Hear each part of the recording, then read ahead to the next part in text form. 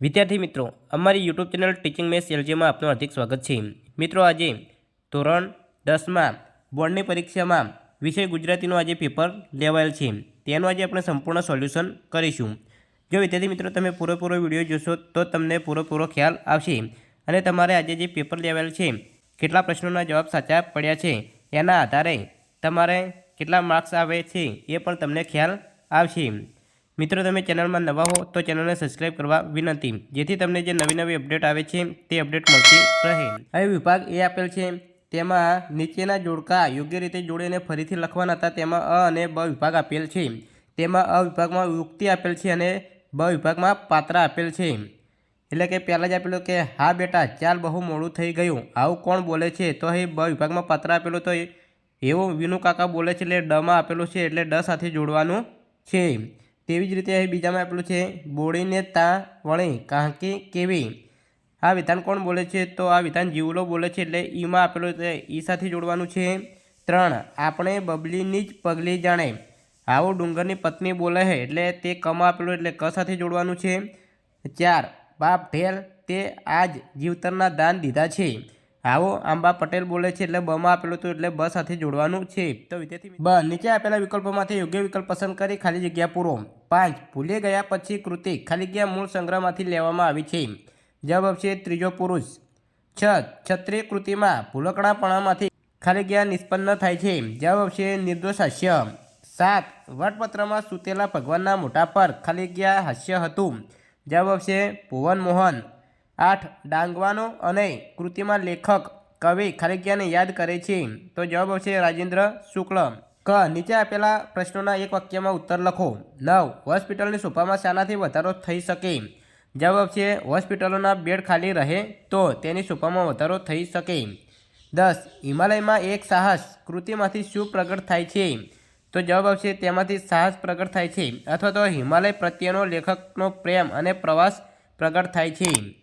ડ નીચે આપેલા પ્રશ્નોના 3-4 વાક્યમાં ઉત્તર લખો, ગમે તે બે। અહીં 2-2 ગુણમાં પ્રશ્ન પૂછાયેલા છે। તેમાં 11મો પ્રશ્ન, લેખકે રાતા રંગના ચોપડાના બધા જ પાના શા માટે ચીરી નાખ્યા? આ પ્રશ્ન પાઠ 12માંથી પૂછાયેલ છે અને તેનો જવાબ અહીં આપેલ છે।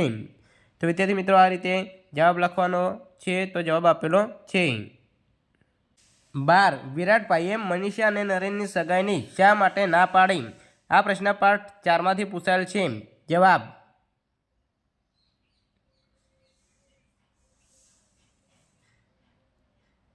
13 ભગવદ્ ગીતા વિશે ગાંધીજીનો અભિપ્રાય જણાવો।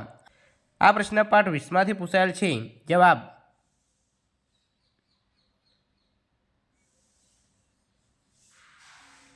એ નીચેના પ્રશ્નોના 8-10 વાક્યોમાં મુદ્દાસર ઉત્તર લખો, ગમે તે બે। અહીં 3-3 ગુણમાં પ્રશ્ન પૂછાયેલ છે।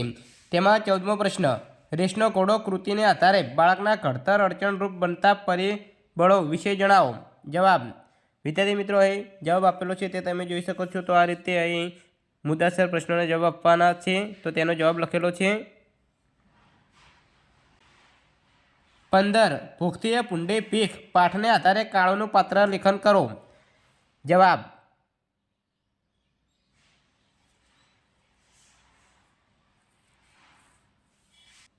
16 ઢેલ ઘોડીની વફાદારી અને ખાનદાની વિશે વિગતે વર્ણવો, જવાબ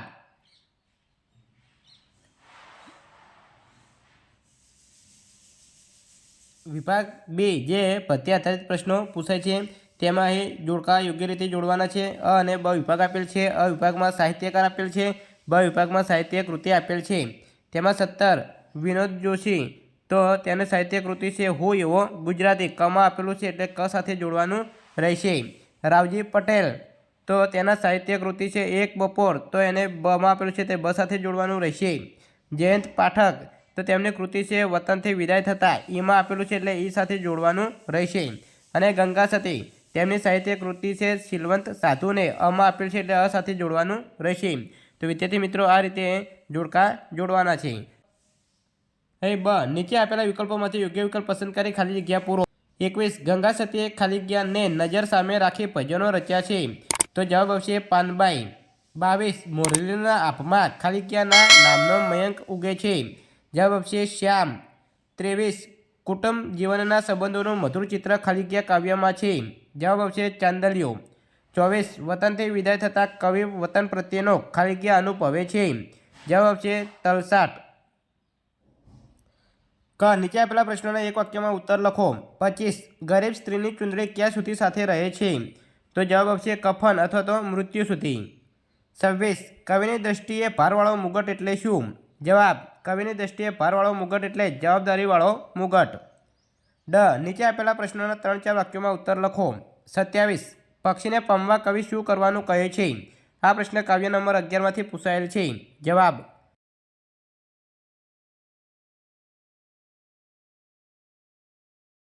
28 કવિ ક્યાં સુધી મહુડીની સાઈ તળે પડે રહેવા માંગે છે?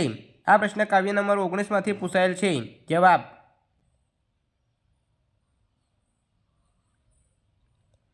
29 ચાંદલિયો કાવ્યમાં કાવ્ય નાયિકા સખીને પોતાના પતિ વિશે શું કહે છે? આ પ્રશ્ન કાવ્ય નંબર 21માંથી પૂછાયેલ છે. જવાબ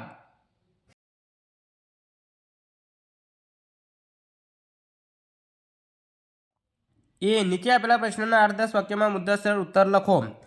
અહીં ગમે તે 2 લખવાના છે અને 3-3 ગુણમાં પૂછાય છે. 30મો પ્રશ્ન છે વૈષ્ણવજન કૃતિને આધારે વૈષ્ણવજનના લક્ષણો વર્ણવો. આ પ્રશ્ન કાવ્ય નંબર 1માંથી પૂછાયેલ છે. જવાબ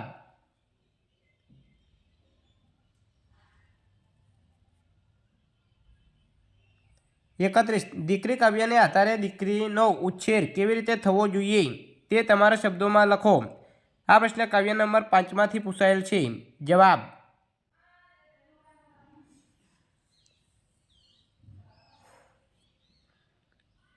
32 બોલીએ ના કાંઈ કાવ્યમાં કવિ માણસને શો જીવન બોધ આપે છે? આ પ્રશ્ન કાવ્ય નંબર 15માંથી પૂછાયેલ છે. જવાબ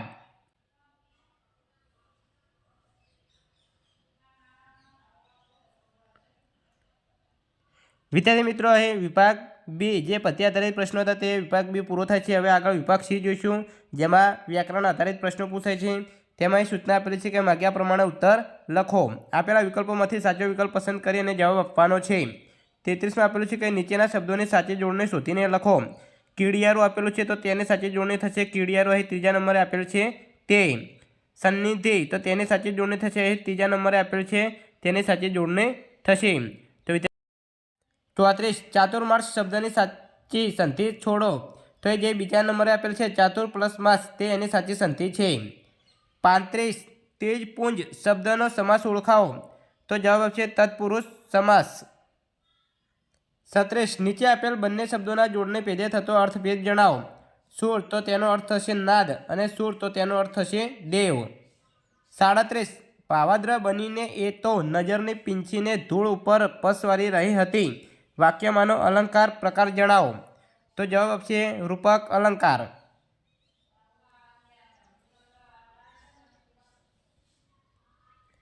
38 સુરક્ષિત શબ્દમાં કયો પ્રત્યય રહેલો છે તે જણાવો. જવાબ આપશે પર પ્રત્યય. 39 નીચેના શબ્દોના સમાનાર્થી શબ્દ શોધીને લખો. ઓથ તો તેનો સમાનાર્થી શબ્દ થશે સહારો. સાંજ તેનો સમાનાર્થી શબ્દ થશે સંધ્યા. 40 કંચન સંજ્ઞાનો આપેલા વિકલ્પોમાંથી સાચો પ્રકાર શોધીને લખો. તો જવાબ આવશે દ્રવ્યવાચક સંજ્ઞા. 49 સૌંદર્ય શબ્દના ધ્વનિ ઘટકો સ્વર વ્યંજન છૂટા પાડો. તો વિદ્યાર્થી મિત્રો અહીં સ્વર વ્યંજન છૂટા પાડેલા છે તે તમે જોઈ શકો છો. સ પ્લસ અ, ન પ્લસ દ પ્લસ અ, ર પ્લસ અ, ય પ્લસ અ. 50 નીચેના વાક્યનું પ્રેરક વાક્યમાં રૂપાંતર કરો. આપણે પ્રેમ શૌર્યનું ગીત ગાઈએ. તો પ્રેરક વાક્યમાં રૂપાંતર કરીશું તો જવાબ આવશે આપણે પ્રેમ શૌર્યના ગીત ગવડાવીએ. 51 નીચેની કાવ્ય પંક્તિમાં રહેલો છંદ ઓળખાવો. અહીં કાવ્ય પંક્તિ આપેલી છે તો તેમાં છંદ છે દોહરો છંદ. જવાબ આવશે દોહરો છંદ. 52 યમન સ ભ લગા કયા છંદનું બંધારણ છે? તો જવાબ આવશે શિખરણી. વિદ્યાર્થી મિત્રો આ રીતે અહીં વિભાગ સીમાં વ્યાકરણ આધારિત પ્રશ્નો હતા તે વિભાગ સી પૂરો થાય છે. હવે આગળ વિભાગ ડી જોઈશું. તો વિભાગ ડી આપેલ છે તેમાં 53 આપેલ છે કે નીચે આપેલી પંક્તિઓનો આશરે 15 વાક્યોમાં અર્થ વિસ્તાર કરવાનો છે. તેમાં અહીં 2 કાવ્ય પંક્તિ આપેલી છે અહીં અથવામાં આપેલી છે. તો જે પહેલે આપેલી છે 3 વાજા મુજને મળ્યા હૈયું મસ્તકને હાથ જ્યાં ચોથું નથી માંગવું બહુ દઈ દીધું નાથ. તેનો જવાબ અહીં આપેલો છે તે તમે જવાબ જોઈ શકો છો. તો વિદ્યાર્થી મિત્રો આ રીતે 15 વાક્યોમાં અર્થ વિસ્તાર કરવાનો હોય છે.